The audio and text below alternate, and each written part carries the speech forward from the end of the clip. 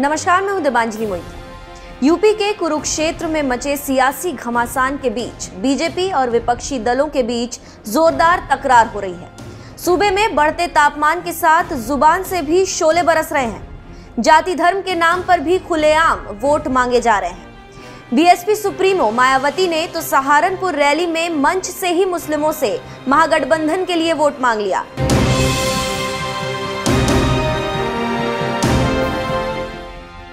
लेकिन मुस्लिम समाज के लोगों को मैं ये बताना चाहती हूँ, आप लोगों को अपना वोट बांटना नहीं है, बल्कि आप लोगों को एक तरफा अपना वोट बीएसपी के लोगों को, बीएसपी के यानी कि समाजवादी पार्टी और आरएलडी के उम्मीदवारों को ही देकर तो आप लोगों को इन्हें कामयाब बनाना है।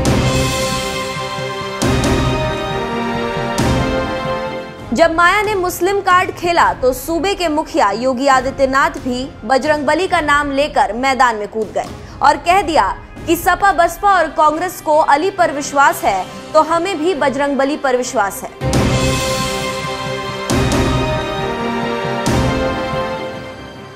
सहारनपुर में सुश्री मायावती जी का भाषण पढ़ा होगा। अपने भाषण में मायावती जी क्या कह रही हैं? अपने भाषण में वो कहती हैं कि हमें केवल मुस्लिम वोट मिल जाए तो बाकी गठबंधन को और वोट नहीं चाहिए।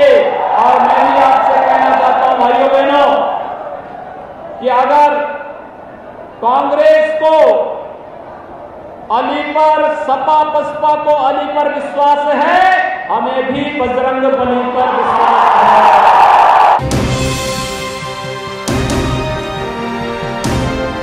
9 अप्रैल यानी मंगलवार के दिन महंत योगी ने बजरंगबली का नाम लिया और उधर चुनाव आयोग ने उनके बयान का संज्ञान लेकर भाषण देने पर 72 घंटे की रोक लगा दी।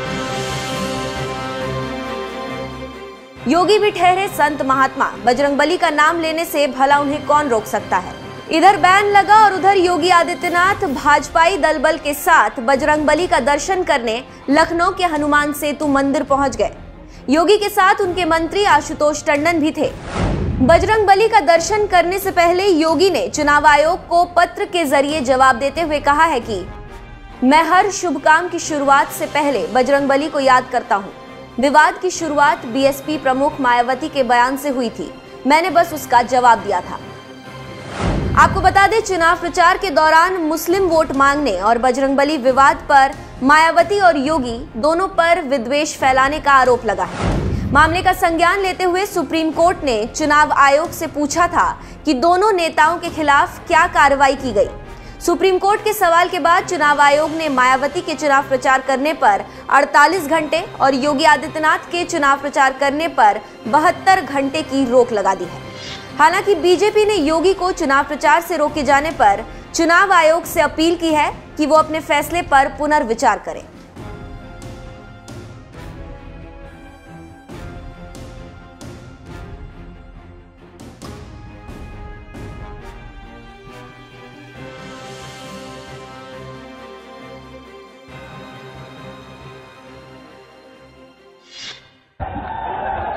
हमको लगता है आलू पेड़ के ऊपर लटकते हैं, जैसे आम का फल आता है वैसे हमको लगता है आलू का भी फल आता होगा। और इसीलिए जब गन्ना किसानों की बात कर रहे थे, वे जब अमेठी में गए तो अमेठी के लोगों ने कहा कि साहब, जब कांग्रेस की सरकार थी उनसे कहा कि भैया बहुत सारी जगह चीनी मिले हैं, अगर अमेठी में भी चीनी मिले लग जाती, लोगों को सस्ते में यहाँ पर चीनी मिल जाती। उन्होंने कहा मिल लगाने की आवश्यकता क्या है, हम चीनी के पेड़ लगा देंगे और चीनी के पेड़ लगा करके तुम्हें खूब चीनी मिल जाएगी खाने के लिए। और भाइयों बहनों, हमसे जब पूछा गया कांग्रेस की सरकार के समय कि किसानों का विकास होना चाहिए, उन्होंने कहा खूब विकास होना चाहिए, किसानों का खूब विकास होना चाहिए, खूब विकास होना चाहिए। और उन्होंने कहा किसानों का हम इतना विकास करेंगे कि किसानों के खेत में भी टायर लगाने की नौबत आ जाएगी। आप अनुमान कर सकते हैं किसानों की जरूरत ही कर दी थी इन्होंने। प्रदेश के चाहे वह भ्रष्टाचारियों की कुलदेवी हो या फिर प्रदेश के गुंडों के कुलभूषण या फिर इन नामदारों के कुल दीपक, ये जितने भी ये कुल हैं, यह प्रदेश और देश का सर्वनाश करने पर उतारू हो चुके थे। हमें धन्यवाद देना चाहिए, आभार व्यक्त करना चाहिए भारतीय जनता पार्टी नेतृत्व को, जिन्होंने आदरणीय मोदी जी को देश में प्रधानमंत्री पद की प्रत्याशी के रूप में प्रस्तुत करके पूरे देश के अंदर आशा का एक नया संचार पैदा किया था 2013 में। पूरा देश और पूरी दुनिया में अब धूम मची है एक नेता की।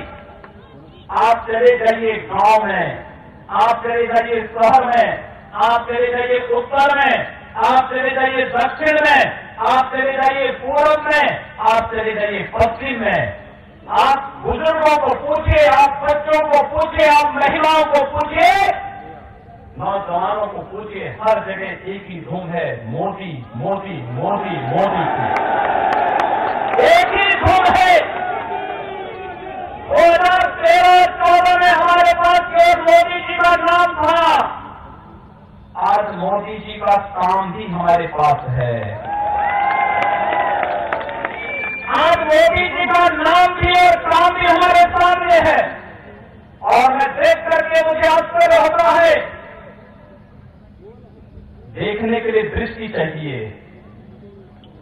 लोग कहते हैं मोदी जी ने क्या किया। मैं पूछना चाहता हूं, मोदी जी के 4.5 वर्ष का कार्यकाल, मोदी जी के 55 महीनों का कार्यकाल कांग्रेस सपा बसपा के 55 वर्षों के कार्यकाल पर भारी पड़ता है। भाइयों बहनों, बताने की आवश्यकता है, उत्तर प्रदेश के अंदर 23,83,000 मैं जो आंकड़े बोल रहा हूं, नोट करके सपा बसपा और कांग्रेस के नेताओं से इसके बारे में पूछा जाना चाहिए। कभी वोट मांगने जाते हैं जाति के नाम पर, क्षेत्र के नाम पर, मत और मजहब के नाम पर, तो इनसे पूछा जाना चाहिए कि 55 वर्षों तक, 60 वर्षों तक तुम्हें अकेले और मिलजुल करके भी प्रदेश में और देश में शासन करने का अवसर प्राप्त हुआ था। उस समय तुमने क्या किया था? लेकिन मोदी जी की सरकार ने उत्तर प्रदेश में विगत 2 वर्ष के दौरान अकेली हमारी सरकार ने मोदी जी के सहयोग से 23,82,000 गरीबों को एक आवास देने का कार्य किया है। 2 करोड़ 60 लाख गरीबों को एक शौचालय देने का कार्य किया है। 1 करोड़ परिवारों को निःशुल्क विद्युत कनेक्शन दिया है। 1 करोड़ 12 लाख परिवारों को उज्ज्वला योजना में निःशुल्क रसोई गैस का कनेक्शन दिया है। और यही नहीं, उत्तर प्रदेश के अंदर 6 करोड़ लोगों को आयुष्मान भारत के अंदर 5 लाख रुपए की स्वास्थ्य की सुविधा, 5 लाख रुपए का स्वास्थ्य का उपचार एक गरीब परिवार कहीं भी करा सकता है। मोदी जी की कृपा से उत्तर प्रदेश के 6 करोड़ लोगों को प्राप्त हुआ है। जो 56 लाख लोग बचे थे, उनको हमने प्रदेश के अपने बजट से पैसा देकर के उनको भी हमने कवर करने का कार्य किया है।